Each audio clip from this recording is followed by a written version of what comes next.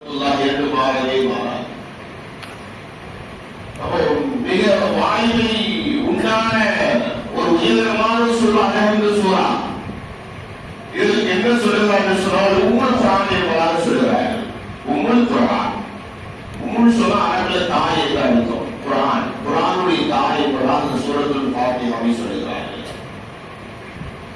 114 சூறாக்கள், 6666 ஆயாத்துகள் இதுக்கெல்லாம் இந்த சூரத்துல் ஃபாத்திஹா என்பது ஒரு சின்ன சூறா. ஏதோனே தாயே அலிஃப் லாம் சொல்லக்கூடிய முதல் ஜுஸ் ஆரம்பிக்கப்பட்டு 2 ஜுஸுக்கள் கொண்டான பெரிய சூறாக்கள் எல்லாம் இருக்கிறது. ஆனால் அதெல்லாம் விட ஒரு சிறந்த சூறா எது என்று சொன்னால் சூரத்துல் ஃபாத்திஹா என்பதாக சொல்கிறார்கள். ஏன் அப்படின்னா சொல்லுகிறோம். நிறைய உதாரணங்கள் சொல்லலாம்.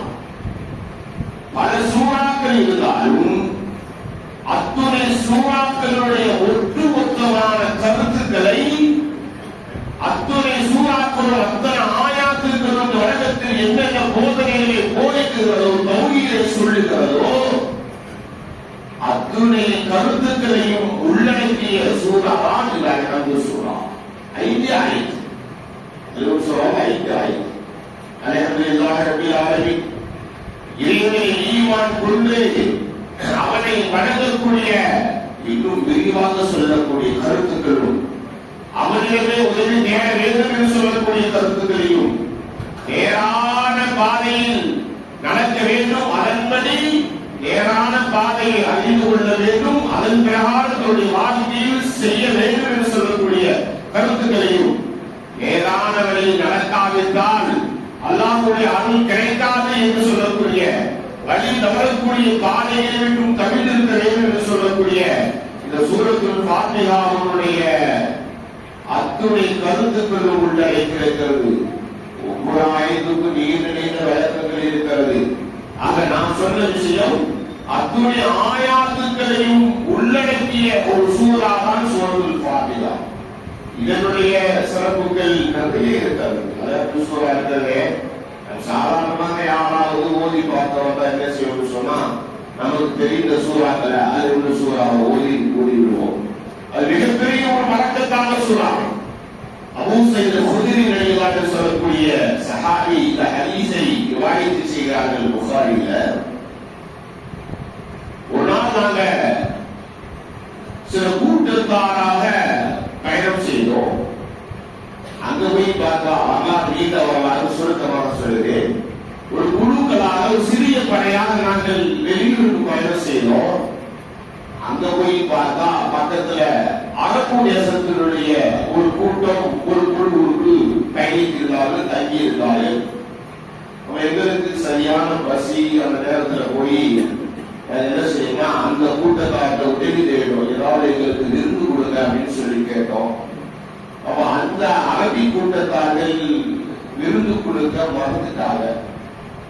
இந்த நிலையில அந்த அரபி கூட்டத்தாருடைய தலைவர் ஒருவர் இருக்கிறார் அல்லவா, அவரை தேல் கொட்டிவிட்டது. தேல் கொட்டியது. பல மருத்துவத்தில் சென்று மருத்துவம் பார்க்கிறார்கள், அது சரியாகவில்லை, அந்த குணம் மாறவில்லை. நடக்கக்கூட முடியாத ஒரு சூழ்நிலையில அந்த கூட்டத்துடைய தலைவர் இருக்கிறார். என்ன நினைக்கிறாங்க, நாம அருகாமல் இருந்த முஸ்லிம்கள் என்று வந்து தங்கினார்களே, அவர்களுக்கு ஏதாவது மருந்துகள் இருக்கிறாரா என்று கேட்போம் என்று வருகிறார்கள். இந்த மாதிரி இந்த கூட்டத்துடைய தலைவரை தேர் கொட்டிவிட்டது, நாங்களும் பார்க்காத வைத்தியங்களில் சரியாகல, உங்கள் ஏதாவது அதுக்கு மருந்து இருக்கிறதா என்று கேட்கிறார்கள். அதற்கு அந்த கூட்டத்துடைய இஸ்லாமிய கூட்டத்திலிருந்து ஒரு சஹாபி சொல்லுகிறோம், அல்லாஹ்வின் ஆணையாக எங்களுக்கு மருந்து இருக்கிறது, நான் ஓடி பார்க்கிறேன் என்பதாக சொல்லுகிறார். சரி, எங்களுடைய தலைவருக்கு நீங்கள் ஓடி பார்க்கிறேன் என்று சொல்கிறார்கள். இருந்தாலும் இந்த நபித்தோழர் ஒருவர் சொல்கிறார், நாங்கெல்லாம் உணவு கேட்டோம், உணவு கேட்டதற்கு நீங்கள் விருந்து கொடுப்பதற்கு மறுத்து விட்டீர்கள், அதனால எங்களுக்கு ஏதாவது அன்பளிப்பு கொடுத்தா தான் நான் ஓடி பார்ப்பேன் என்பதாக சொல்லுகிறார். நம்ம வந்த அந்த அரபி கூட்டத்தார்கள் 30 ஆண்டுகளை நாங்கள் உங்களுக்கு கொடுக்கிறோம் என்று வாக்குறுதி கொடுக்கிறார்கள். சரி, இப்போ இந்த சஹாபி அந்த அரபி கூட்டத்துடைய தலைவருக்கு சூரத்துல் ஃபாத்திஹாவை ஓதி எந்த இடத்தில் தேன் கொட்டியதோ அந்த இடத்தில் தன்னுடைய உமிழ்நீரை தருகிறார். சரியாக விடுகிறது, நோய் நிவாரணமாகிறது. அல்லாஹ் இன்னொரு சொல்லுவான், வனுனஸ்ஸிலு மினல் குர்ஆனி மா ஹுவ ஷிஃபாஉ வ ரஹ்மத்துல் லில் ஆலமீன். குர்ஆன்ல என்ன இருக்குன்னு சொன்னா எல்லாமே இருக்கு. அதே மாதிரி மருந்து மாமருந்து இந்த குர்ஆன்ல இருக்கு. அல்லாஹ்விடத்தில் சொல்றான். இந்த விஷயத்துக்கு நம்ம வருவோம். அவங்க மிஸ்கின் அந்த சூரத்துல் ஃபாத்திஹாவை ஓதி உமிழ்நீரை தலைமையிலிருக்கு பிறகு அந்த தலைவருக்கு நோய் சரியாகிவிட்டது, நிவாரணம் பெற்று விட்டார். நடக்க முடியாத இருந்த அந்த தலைவர் நடக்க ஆரம்பித்து விட்டார், சாதாரணமாக இருக்கிறார். எதுவே தீண்டாத நிலையில் இருப்பதை போன்று ஆரோக்கியமாக இருக்கிறார். இப்பொழுது அவர் வாக்குறுதி கொடுத்த 30 ஆண்டுகள், இந்த 30 ஆண்டுகளை இந்த நபித்தோழர்களிடத்திலே கொடுக்கிறார்கள். கொடுத்த உடனே நபித்தோழர் சொல்றாங்க, இந்த ஆண்டை பங்கு வைங்க அப்படின்னு சொல்றாங்க. 30 ஆண்டுல நம்ம சிறு கூட்டம் இருக்கிறோம், ஒவ்வொருத்தருக்கு என்னென்ன பங்கு வைங்க அப்படின்னு சொல்றாங்க. அவ அதுல ஒரு சஹாபி சொல்கிறார், இல்ல இந்த விஷயத்தை போய் நபிகள் பெருமானாருக்கு நம்ம போய் சொல்லணும். இந்த விஷயம் அவங்க என்ன கருத்து தெரிவிக்கிறாங்க, இது சரின்னு சொல்றாங்களா தவறுன்னு சொல்றாங்களா, கருத்து தெரிவிக்கிறோம், ஒரு ஆராய்ச்சி பிரகாரம் நடக்கும் அப்படின்ட்டு பெருமானாற்றில் கேட்டதுக்கு பிறகுதான் இந்த ஆடுகளை பங்கு வைக்க முடியும் அப்படின்னு சொல்றாங்க. நேரம் அடிமாயம் சொல்லலாம் அழிசலம் அவங்கள்ட்ட போறாங்க. அதாவது நாங்கள் சென்ற பயணத்தில் இவ்வாறெல்லாம் நடந்தது. இப்பொழுது அந்த அன்பளிப்பாக 30 ஆண்டுகள் இருக்கிறது. எனவே நாங்கள் செய்தது எப்படி என்று கேட்கிறார்கள். நாயகம் சஹாபியை பார்த்து எந்த சஹாபி ஓடி பார்த்தாரோ, எந்த சஹாபி சூரத்துல் ஃபாத்திஹாவை ஓதி நிவாரணமாவதற்கு ஓடி பார்த்தாரோ அந்த சஹாபி சொல்வாங்க, இந்த சூரத்துல் ஃபாத்திஹாவுக்கு பல பெயர்கள் உண்டு. அதில் ஒரு பெயர் ருக்யான்னு சொல்லக்கூடிய சூறாவ ஓதுனா சரியாகும் எப்படி உங்களுக்கு தெரியும் என்று நபிகள் பெருமானார் அந்த சஹாபியிடத்திலும் கேட்டுவிட்டு சொன்னார்கள், நீங்கள் செய்தது சரிதான் என்று சொல்லிவிட்டு இந்த ஆடுகளை உங்களுக்கு மத்தியில் பங்கிட்டு வையுங்கள் என்று சொன்னார்கள். இது சூரத்துல் ஃபாத்திஹாவுடைய சிறப்பாக இருந்தாலும், சூரத்துல் ஃபாத்திஹாவுக்கு ஒரு வலிமையில் இருக்கிறது இருந்தாலும், சூரத்துல் ஃபாத்திஹா நிவாரணத்திற்குண்டான சூறாவாக இருந்தாலும், ஆக சூரத்துல் ஃபாத்திஹா நோய் வழிக்கு வந்து என்று இருந்தாலும், இந்த வரலாறில் இருந்து நாம் விளக்க வேண்டிய விஷயம் 2 விஷயம் இருக்கிறது.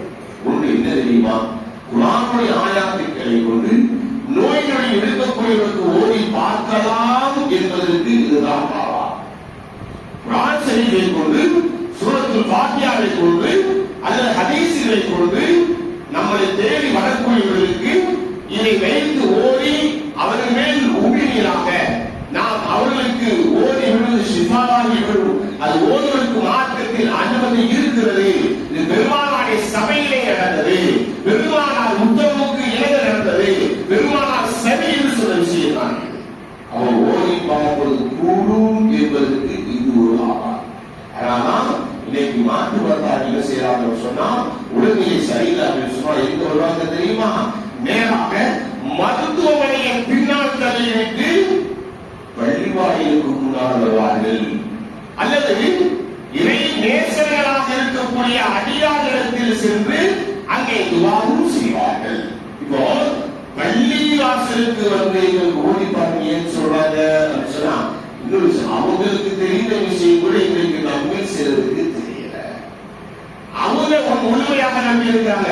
பள்ளிவாசலுக்கு போனா பாய்மார்கள் தொழுவிட்டு வருவாங்க, அவங்க ஓடி விடுவாங்க சரியாகும் அப்படின்னு. இன்னைக்கு நம்பி சிலருக்கு அது தெரியாம ஓடி பார்க்க கூடாது என்று சொல்லக்கூடிய நிலைகள். ஆனால் ஓதி பார்க்க கூடாது என்று சொல்லக்கூடியவர்கள் மறைமுகமாக வந்து ஓதி பார்க்கிறார்கள் என்று தெரிந்து கொள்ள வேண்டும். வெளிரங்கமாக ஓதி பார்ப்பதில்லை. யாரெல்லாம் ஓதி பார்க்க கூடாது என்று சொல்கிறார்களோ அவர்கள் மறைமுகமாக வந்து ஓதுகிறார்கள், ஓதுவதற்காக வருகிறார்கள் என்பது உண்மையான விஷயம். நமக்கு 2 விஷயத்தில் ஒன்று என்ன, நாம் ஓதி பார்ப்பது கூடும் என்று சொல்லக்கூடிய விஷயம் நமக்கு மார்க்கத்தில் அனுமதி இருக்கிறது. ஓதி பார்ப்பதற்காக ஒருவர் ஹதியா கேட்டால் கொடுக்கணும் என்பதற்கு அதுக்கும் அனுமதி இருக்கிறார். நாட்டை திரும்ப கொடுத்துன்னு சொல்லியிருக்கிறது, அது உங்களுக்கு ஹராமில் சொல்லியிருக்கிறோம். நீங்கள் பங்கிட்டு வைத்துக் கொள்ளுங்கள், இது சரியான வழிமுறை, இது சரியான செயலாக செய்திருக்கிறது என்பதாக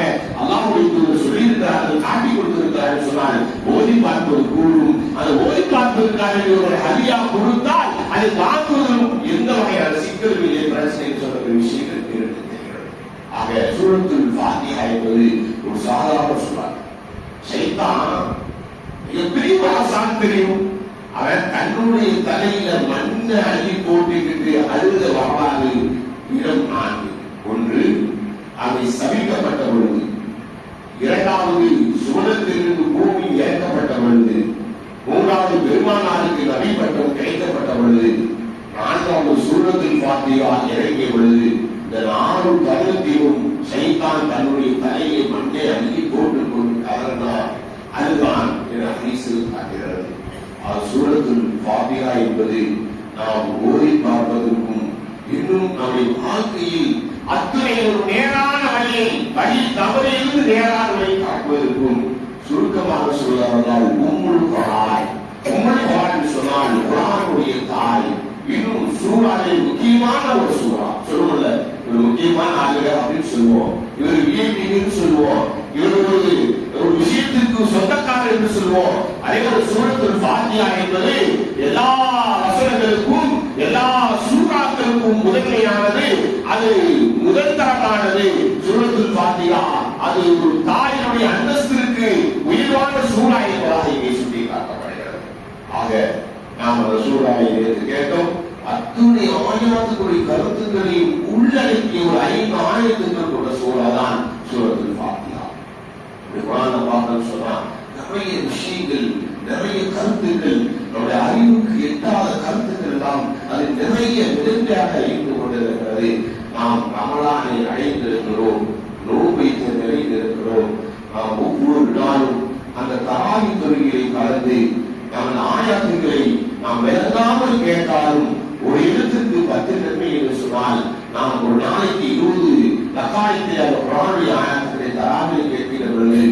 ஏன் நாம் குர்ஆன் முழுவதுமாக அந்த தராவியை நாம் காலையை கேட்டுவிட்டோம் என்று சொன்னால் இதை விட சம்பாதிப்பதற்கு, இதை விட நன்மையை சம்பாதிப்பதற்குண்டான ஒரு காலமும் அவகாசம் நமக்கு எப்பொழுதும் கிடையாது. பகலில் நோய்ந்த சந்தோஷம், பகலில் நோய்ந்த நன்மை, இரவில் தாங்கி கொண்ட நன்மை, குர்ஆனுடைய ஆயத்துக்களை கேட்ட நன்மை, ஒரு எழுத்துக்கு 10 நன்மை.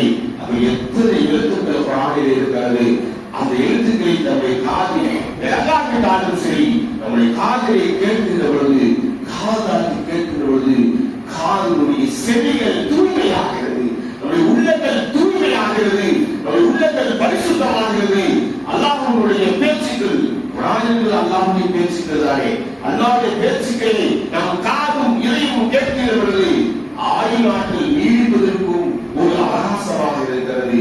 ஆக எப்பொழுதுமே நம்மிடத்தில் ஒரு சிறப்பு விருந்தினராக இருக்கக்கூடிய நோபாரி நம்மிடத்திலே வந்துவிட்டார், நம்மோடு இணைந்து விட்டார், நம்முடைய உள்ளத்தில் கடந்து விட்டார், நம்முடைய பார்வையாக பார்க்கிறார், நம்முடைய கரமாக செயல்படுகிறார், நம்முடைய காலாக நடக்கிறார், நம்முடைய அறிவாக சிந்திக்கிறார்.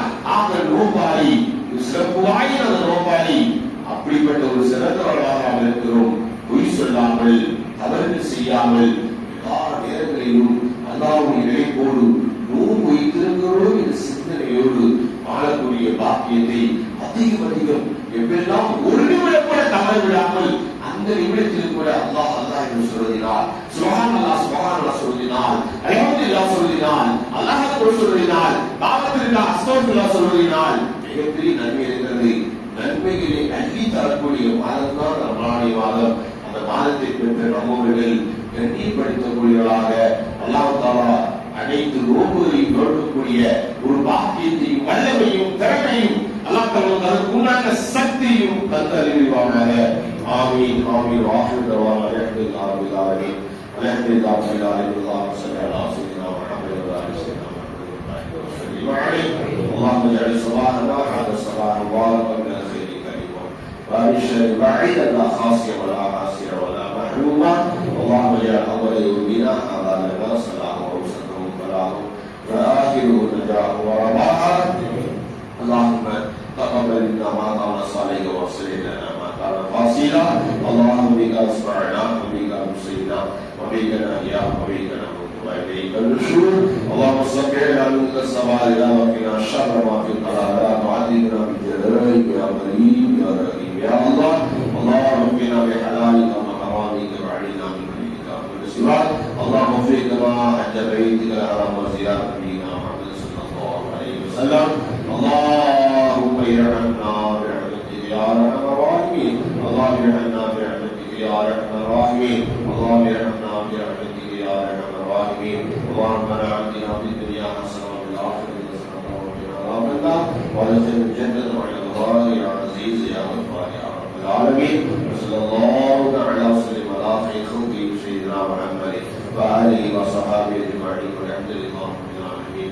صلى الله